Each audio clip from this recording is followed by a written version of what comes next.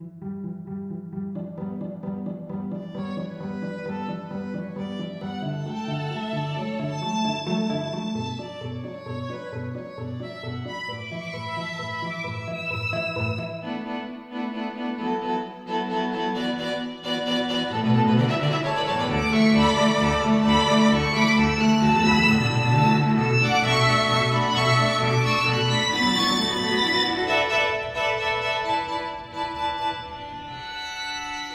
Shakespeare Festival, St. Louis.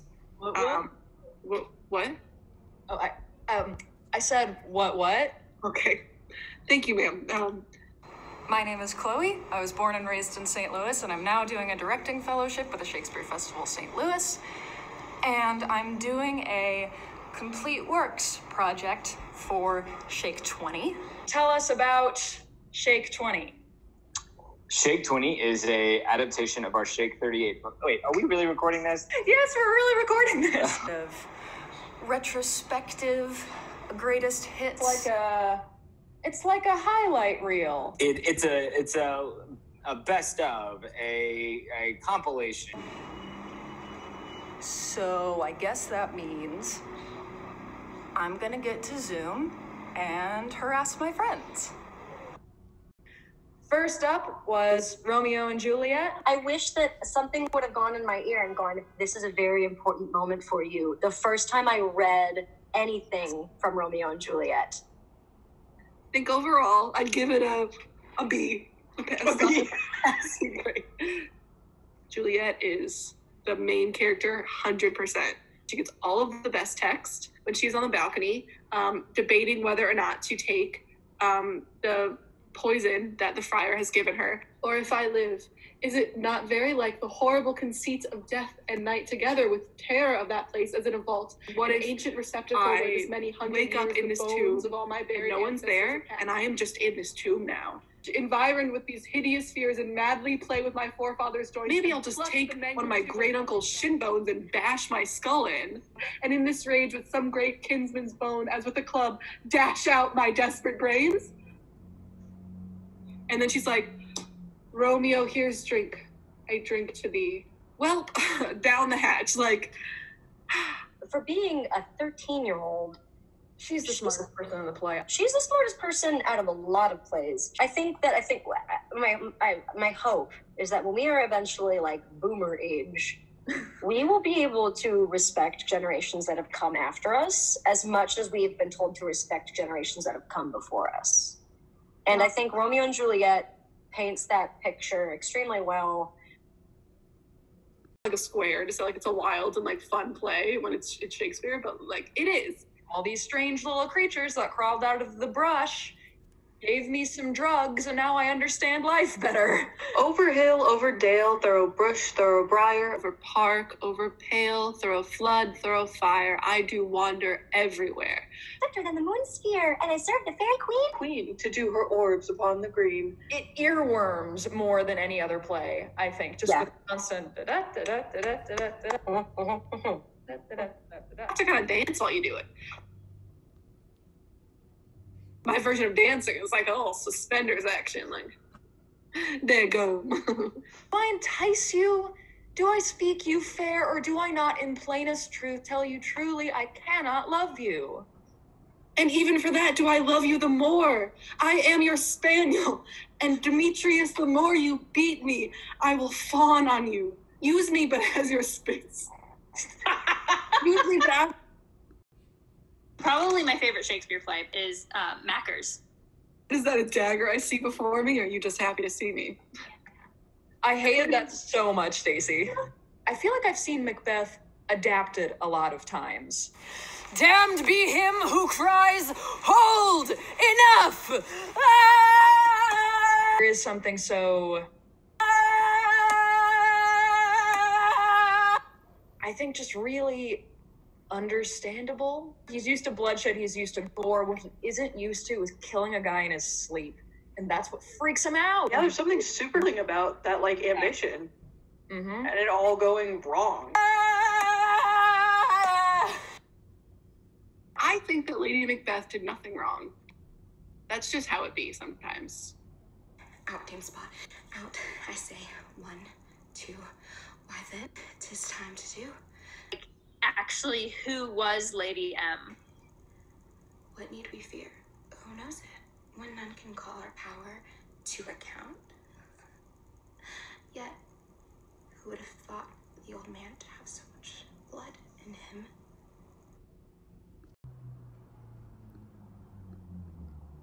You know that relatable feeling when you go run off into the woods and you're dressed in drag, and then you go up to your crush while you're dressed in drag and in the woods, and you like, love is merely a madness. I would cure you, if you would but call me Rosalind and come every day to me and woo me. and so you can secretly teach your crush how to be the ideal boyfriend. We've all been there. Have we? The possibilities inherent to the pastoral genre. Play Country Roads Take Me Home, you coward. Sweet are the uses of adversity, which, like the toad, ugly and venomous, wears yet a precious jewel in his head. And this, our life, exempt from public haunt, finds tongues in trees, books in the running brooks, sermons and stones, and good in everything. I like that one.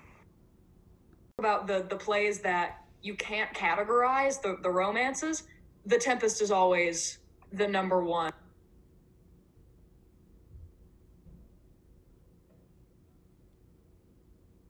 Caliban is one of my favorite characters. Kind of a Hotspur type character. I have a right to this. This island is mine. By Sycorax, my mother. Be not afeared. The isle is full of noises, sounds and sweet airs that give delight and hurt not. Sometimes 1,000 twangling instruments will hum about my ears, and sometimes voices that, if I then had waked after a long sleep, would make me sleep again. And then, in dreaming, the clouds methought would open and show riches ready to drop upon me, that when I waked I cried to dream again. Dare I say it, he's a well-written character. Julius Caesar. Do I have opinions about Julius Caesar? I mean, you can always bestride the narrow world like a colossus if you're feeling Yeah, it. no. Oh, yeah. Why, man, he doth bestride the narrow world like a colossus, and we petty men walk under his huge legs and peep about to find ourselves dishonorable graves. I just find those characters fascinating. Cassius is really out for himself. Like he is out there to protect his own interests. Brutus believes in the Republic more than he believes in God. Like, he wants to be so good and honorable, and yet he does this terrible deed, and so the rest of the time he's like, am I a good person? Did I make the right choice? Those are questions we ask ourselves all the time. Men, at some times, are masters of their fate. The fault, dear Brutus, is not in our stars, but in ourselves, that we are underlings. That's my favorite comedy. My favorite comedy, the one I hold the dearest and love the most. Classic. Oh, They're talking on a tree during the going scene. I had a potted tree, you had a potted tree. Every Beatrice and Benedick from time immemorial had a potted tree. I do much wonder how one man, seeing how much another man is a fool when he dedicates his behaviors to love, will, after having laughed at such shallow follies in others, become the argument of his own scorn by falling in love. These fools have inside jokes. You always end with a Jade's trick. And if you think about what a Jade's trick is... Once, like 20 years ago, and she has not forgotten it. One woman is fair, yet I am well. Another wise, yet I am well. Another virtuous, yet I am well. But till all graces being one woman shall not come into my grace. I mean, is there anything more romantic than I do love nothing in the world so well as you? It's not that strange. It really has been you all this time. Yeah. Wild, huh? I love them so much. Tell me your thoughts on Richard III. Right out the gate, he's like, yeah, I murdered your husband, but, you know. I really love Richard III because it's this fascinating look at a character who's like He's definitely the protagonist, but he's not a hero. It's just evil for the sake of, well, they want me to be evil, so. Like, objectively not a good guy at any time. Let's do it. Let's be the worst version of me. This is messed up what I'm doing, but. So it's. Yeah, but I'm gonna do it anyway. Was ever woman in this humor wooed? Was ever woman in this humor won? I'll have her. But I will not keep her long. What? I that killed her husband and her father, to take her in the heart's extremest hate with curses in her mouth. Shine out, fair sun, till I have bought a glass, that I may see my shadow as I pass. That's both cold and gross. Let me hit you with a really scholarly theory. Let's do it. I think Falstaff has a neckbeard. Discuss. What Tempest, I trow, threw this whale with so many tons of oil in his belly ashore at Windsor? How shall I be revenged on him? It does have some fun with just the female capacity for scheming, which is really lovely. I think the best way were to entertain him with hope, till the wicked fire of lust have melted him in his own grease. Falstaff acts like your stereotypical, just straight white man, in which he has a neckbeard, but he thinks that he is the greatest thing to happen to women of all time. So much to talk about with Hamlet. There are just because There's one thing to talk about, and it's the pirates. Not like Hamlet, who's like, this is a cry for help. No, it isn't. You're stupid. I'm crazy. Let's put on a play. Want to hit me with some I have of late? Yeah. All right, let's do this. I have of late, but wherefore I know not, lost all my mirth. Foregone all custom of exercises, and Indeed, it goes so heavily with my disposition that this goodly frame, the earth, seems to me a sterile promontory. Not to be like Shakespeare invented modern psychology, but like this most excellent canopy, the air. Look you, this brave o'erhanging firmament, this majestical roof fretted with golden fire. Why, it appeareth nothing to me but a foul and pestilent congregation of vapors. Who else was doing this in the 16th century? But it does make you think, like, is it really lonely to be a human being before we really understood what any of this was? Before somebody wrote this down? What a piece of work is man. How noble in reason. How infinite in faculty. in form and moving, how express and admirable. In action, how like an angel. In apprehension, how like a god. The beauty of the world, the paragon of animals. And yet, to me. And yet, to me. Yet, to me. And yet, to me. And yet, to me, what is this quintessence of dust? Man delights not me.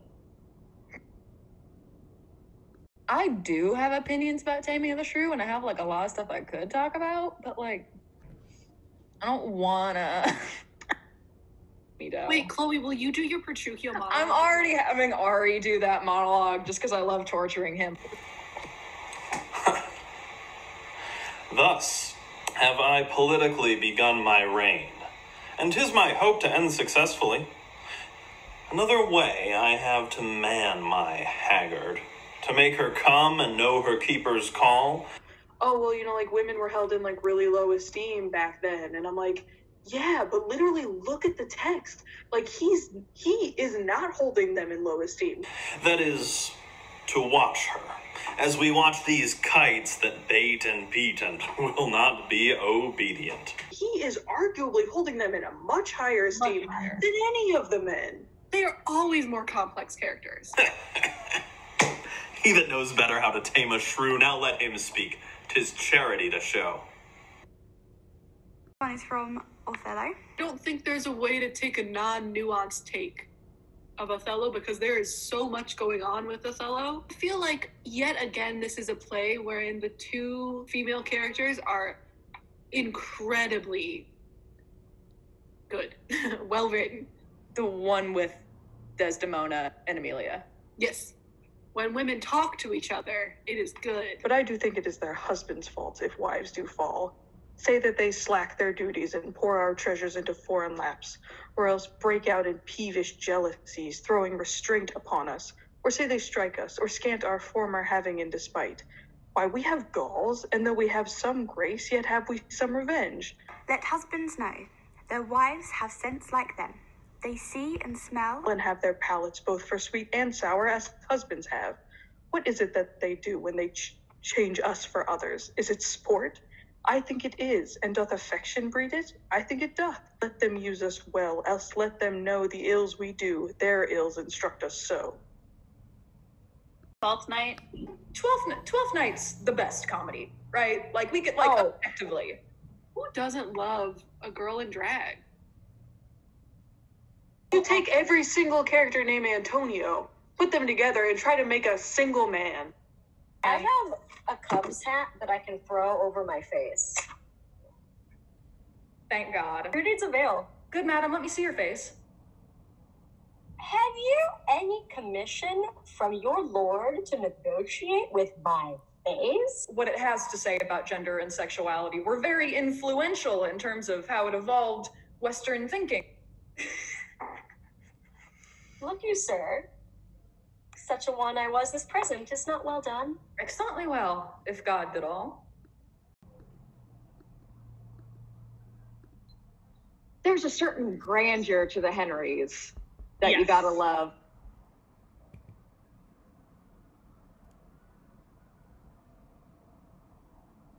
This theme of a loss of childhood. I know you all, and will a while uphold the key and yoked humor of your idleness. Because you meet Hal, and he's running around doing whatever he pleases, getting drunk, getting in fights with Falstaff, and you really get to see him grow up, and he outgrows so many things. There's way more character development that you see in Henry IV than what we get in Henry V. Henry V is pretty much all action. Oh, for a muse of fire that would ascend the brightest heaven of invention, a kingdom for a stage, princes to act, and monarchs to behold the swelling scene. Then should the warlike Harry, like himself, assume the port of Mars, and at his heels, leashed in like hounds, should famine, sword, and fire crouch for employment. First major association with Antony and Cleopatra is that description of her coming down the Nile on her boat.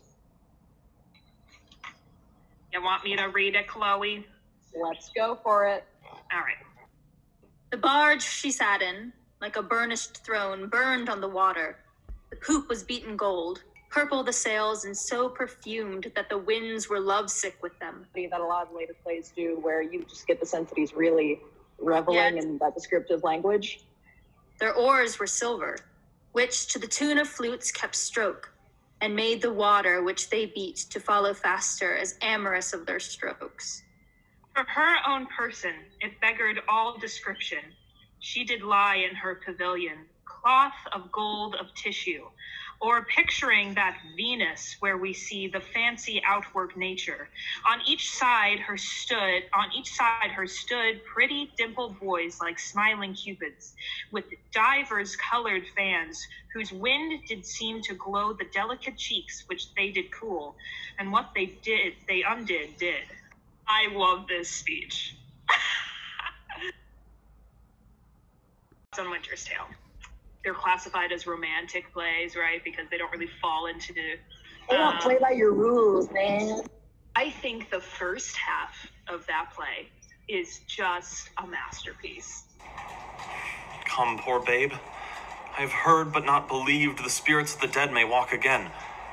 If such thing be, thy mother appeared to me last night, for ne'er was dream so like a waking. Hermione, dream roll. Sir, spare your threats. The bug which you would fright me with, I seek. The crown and comfort of my life, your favor I do give lost. For I do feel it gone, but know not how it went. My second joy and my first fruits of my body, from his presence I am barred like one infectious. With immodest hatred the child-bed privilege denied, which longs to woman of all fashion. lastly hurried here to this place in the open air before I've got strength of limit. Now, my liege, tell me what blessings I have here alive that I should fear to die. This is the chase. I am gone forever. Ah! It's about love slavers lost. Tell me them, Mary. Yeah, like everything's been so happy, and then a messenger comes in and is like, your dad died. And then it gets really. There's a lot of interesting tropes that we see Shakespeare like developing. Rosalind and Barone at Beatrice and Benedick, which I think is really cool. Also, like Russians. Okay, let me slow. No, my lord, your grace is perjured much, full of dear guiltiness, and therefore this. If for my love, as there is no such cause, you will do aught, this shall you do for me. Your oath I will not trust, but go with speed to some forlorn and naked hermitage, remote from all the pleasures of the world, until that instant shut my woeful self up in a mourning house, raining the tears of lamentations for the remembrance of my father's death. If this thou do deny, let our hands part, neither entitled in the other's heart. What do you hope to, what do you hope SHAKE20 achieves? Sorry. I think the thing that we're most excited about right now is continuing to find ways to inspire people to make theater.